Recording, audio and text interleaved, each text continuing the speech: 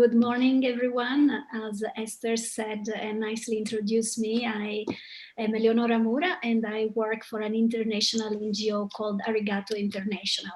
So what I'm going to offer here today is a slightly different input, let's say, because I am on the practitioner side. So I've been mostly working with children and with teachers, putting peace education in practice. But I have listened carefully to the two presenters before me and I saw a lot of links. So somehow I'm also trying to put this conceptual framework in the ethics education approach and in the transformative pedagogy that we use when we do peace education. First of all, just briefly, this is the outline of the presentation. I will explain what Arigato International is. Then I will move into ethics education and how we view ethics education as a lens for peace education. I will move and I dig in really in the pedagogy approach. So I mean, this is the title of this session today, looking at pedagogical concepts for coexistence. So I will really focus on the pedagogical approach that we have been applying. And then I will present a practical application. So let me start with introducing Arigato International. I mean, some of you might know arigato is the Japanese word for thank you. And Arigato was founded 30 years ago in Japan as a response and within Buddhist lay movements to do peace education and peace building work. So at the core of Arigato is very much working for the well-being of children, but very much also promoting child rights and peace education and bringing people of different walks of life together.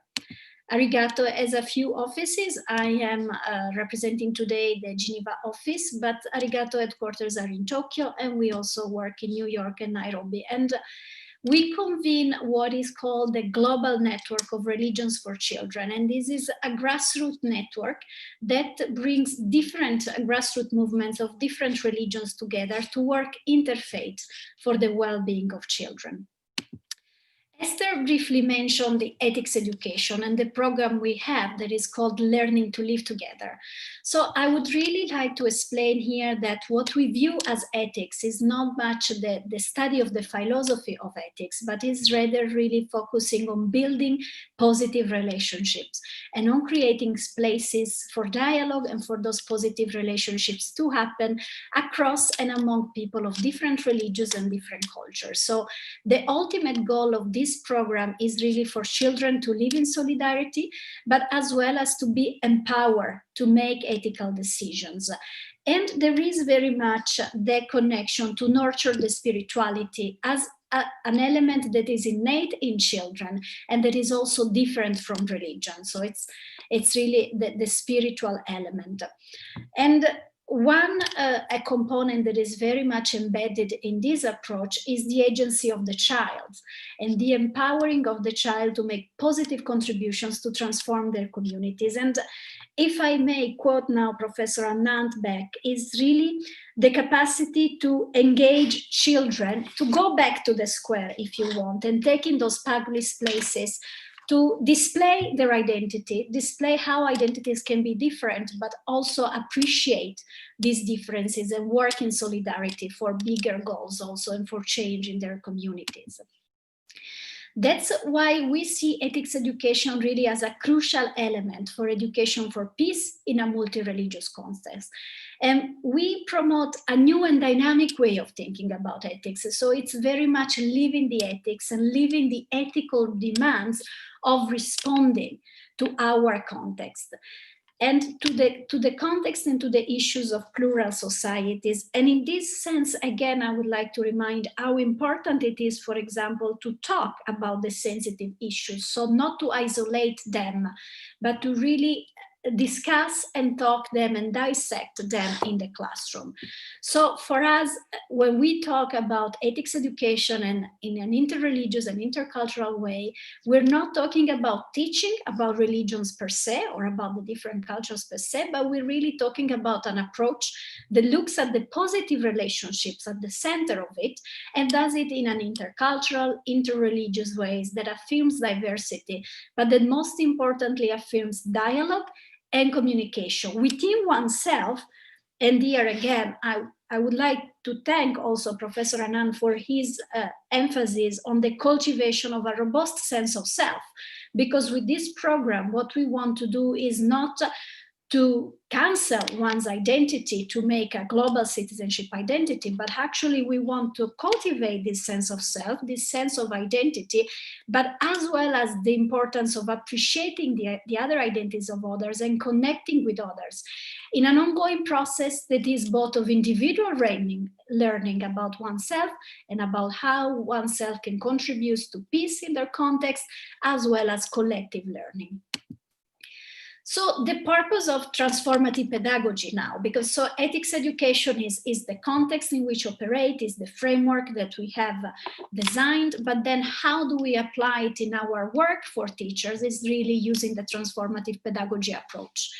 And this is in many cases an innovative learning process that empowers the learners and engages them as whole person in participatory and collaborative activities that contribute again to their sense of self, their sense of purpose, their sense of belonging, the interconnections and their sense of agency.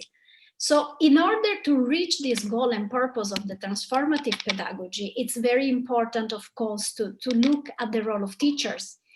And this is because what we promote with the transformative pedagogy approach is really an horizontal way of learning, where teachers and learners contribute to the learning, and when there is not this vertical transfer of information from the teacher or educator to the learner. And for us, looking again at this purpose of transformative pedagogy, it's also very important to build children's resilience. And again, if I might go back, looking at resilience as composed by these elements of sense of self, sense of purpose, and sense of belonging to a community. And most importantly, also sense of agency and of the role that as an individual child, I can have in contributing to building peace and building transformation in my community. This transformative pedagogy approach also looks not only at the skills and knowledges, but also at strengthening socio-emotional well-being. And this is also when we said that we bring the contextual issues and the sensitive issues in the classroom, because this also helps the socio-emotional well-being of the children when they can exchange about what is happening from them. It's an approach that aims to foster solidarity and interconnections. So there is really a lot of work that we do on the interconnections and on the connections among children across different socioeconomic lines, as well as cultural and religious lines. As we said, it's very much about supporting self-driven learning and very much about connecting education and peace education to the local context.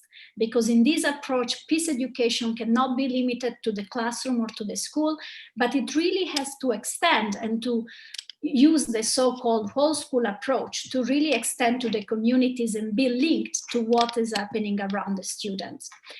The guiding principles of transformative pedagogy, as I said, include active participations of learners, include partnerships between the learner and the teachers, because as we said, we cannot imagine that the teacher can be transferring vertically information to the learner when it is about transformative pedagogy. Includes very much understanding the learner's experience, so putting the learner at the center of this learning and really being learner-centered in the approaches. Encouraging reflections and dialogue, which we think it's spaces that are very much missing in today's education.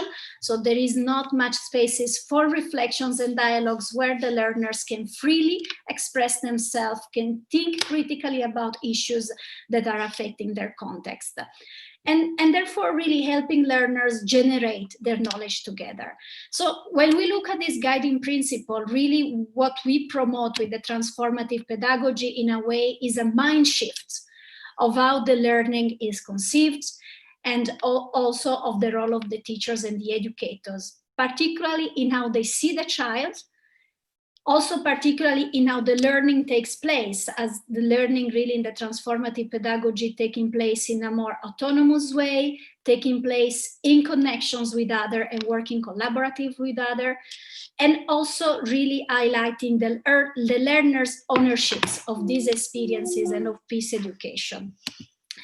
When we talk also about transformative pedagogy, there are some key elements that we have put together, and I have already shared with you about the importance of really bringing the context into the learning and being sensitive to the context, the participatory and collaborative learning. But other elements that I really would like to highlight today are also supporting learners-led action. So connecting always the learning about peace with actions at the community level. Because in the peace education, there is very much this element of empowering learners to become agents of change in their community. And then there are three more key elements that I would like to highlight. So the first is the safe learning environment. And we feel that very much there is an underrating estimation of how a safe learning environment is not only about physical safety, but is also about feeling included in that space and feeling respected in that space, and feeling that I can contribute and I feel confident to express my ideas without being judged. So that's very much one key element of the transformative pedagogy, and it's one of the elements that we work a lot with teachers, so to really build a safe learning environment for dialogue and for reflection. I briefly also touched upon the whole school approach. And in practical meanings, what we mean with this, when we talk about connecting the school with the community, is that really we invite the school to go out.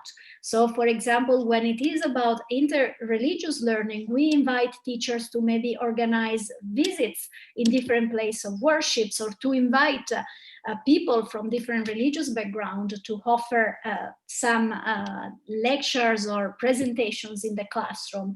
But this doesn't affect only the diversity in terms of religions, but also diversity in terms of culture.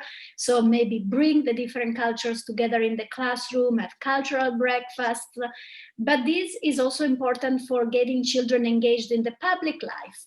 So for example, also finding avenues for learners in the class to connect with their public representatives, with the mayor or with the councils, and express their needs, express their hopes, their frustrations, but really being in touch, because the school is not operating in isolation. And the final element that we have found out being a key is really the role modeling, because when we talk about ethics education, we talk about a model for doing values-based education. And as we always say, values can be nurtured, but they cannot be taught.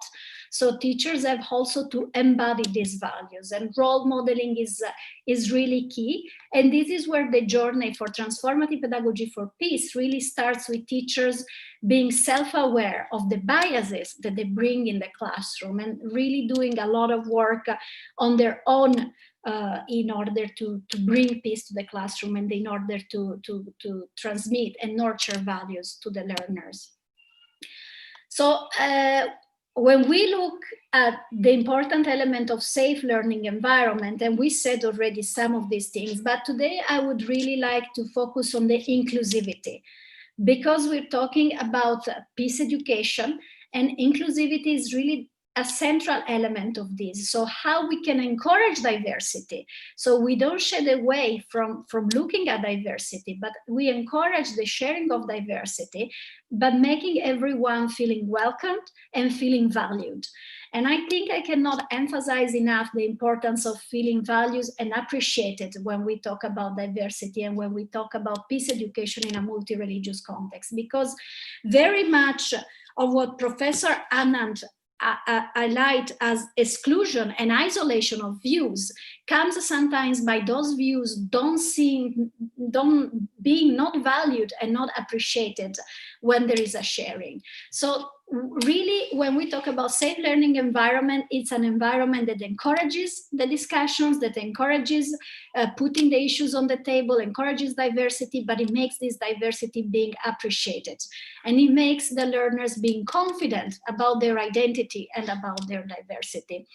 As I said, it's about building horizontal relationship and trusting relationship that have to be respectful and genuine. So there is really a lot of work sometimes that we have to do, or that teachers have to do on themselves, in order to really build these trusting relationships with the students.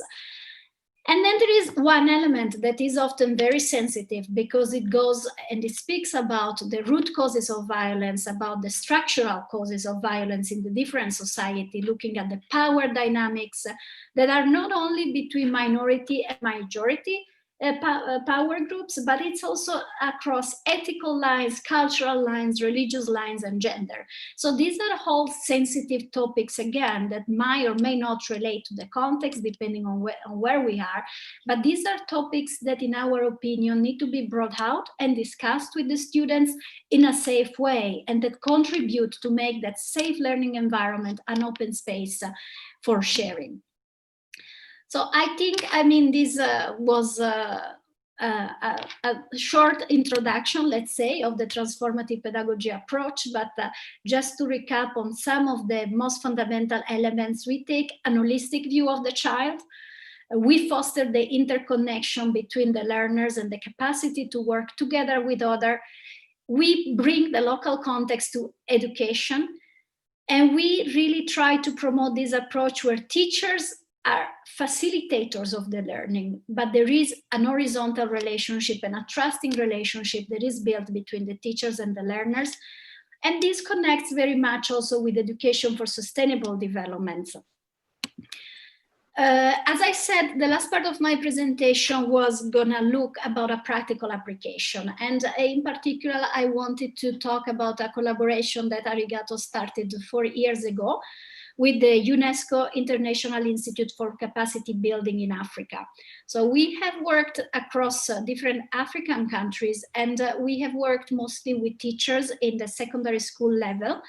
We have, well, first of all, we have designed this guide that you can see in the screen, Youth Empowerment for Peace and Resilience, Building for Prevention of Violent Extremism in Sahel and Surrounding Countries. This is the regional one about the Sahel, but we have worked also in the Horn of Africa and in Southern Africa.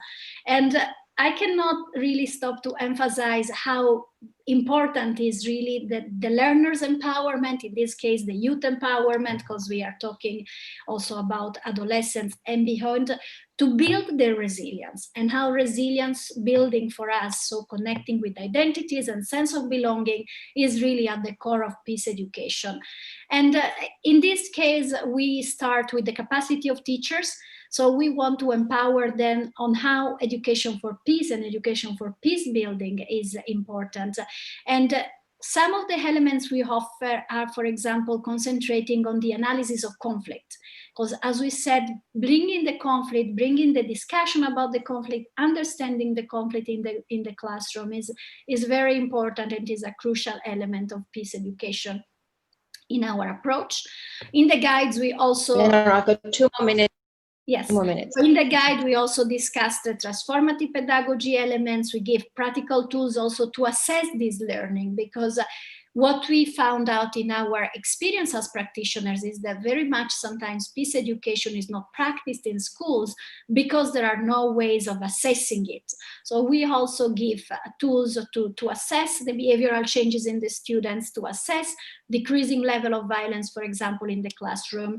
And we give practical activities that can support experiential learning and that are practical as well as cost effective, because again, one of the issues that very much come when we talk about peace education, and even if we talk about study visits in other places of worship, teachers are always afraid of the costs. So we really present some cost effective activities that can be implemented. And these are the 4. When we look at the main goal of these guides is really building better relationships. As I said, for us, this is what ethics is really building positive relationships at local and national level, using education as the strongest preventing factor, and really using education and peace education in the larger sense to develop critical thinking skills, to promote dialogue, to raise awareness about nonviolent ways to respond, and also to encourage the celebration of diversity and the peaceful coexistence. And I would just like to end with this sentence from Paulo Freire. I mean, we have used many of his pedagogical approaches in developing our approach, and knowledge emerges only through invention and reinvention. through the restless, impatient, continuing, hopeful inquiry, human beings pursuing the world, with the world, and within each other. And this is really the basis for our approach. This is really the basis for the spaces, for creating dialogues that we want to empower teachers to think about. And this is also the basis for developing that critical thinker and the citizen of tomorrow. So thank you very much, Esther. Over to you.